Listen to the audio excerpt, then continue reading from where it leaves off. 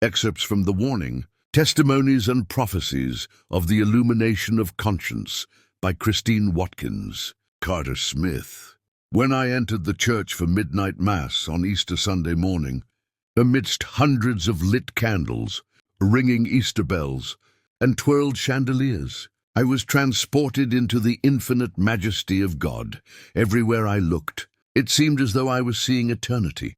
The uncreated, inexpressible light of God was shining through everything, formless and limitless, timeless and eternal.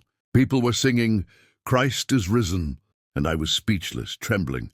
As I stood in the sanctuary next to the monks' choir chairs, facing the altar, I felt suspended in a state beyond time and space. Then Jesus made himself manifest within me.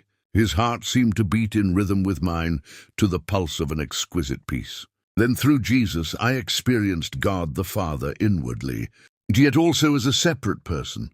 Melting into union with him, I knew without a shred of doubt that all of creation was in his hands. When the monks began to chant the Easter Gospels in multiple languages, I felt the Holy Spirit, the third person of the Trinity, rushing out to cover everyone in the church, and then from there the whole world.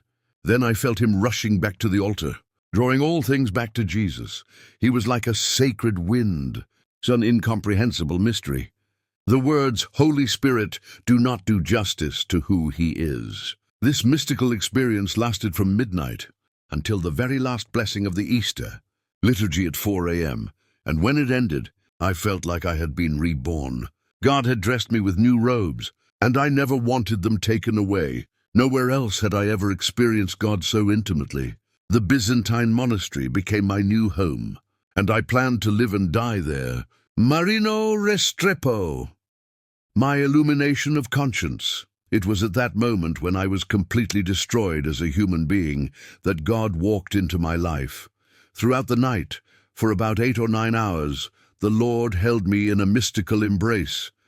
I was taken through an illumination of my conscience, which was followed by an extraordinary infusion of his teachings, bits of which I will include as I relate what happened during the illumination.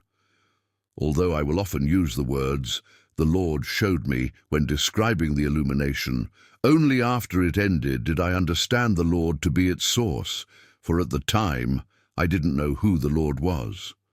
While still maintaining a grip on reality, aware of being present in the cave, I entered a mysterious, infinite state with no sense of time or space. In this realm of vivid awareness, I reviewed my entire life of sin.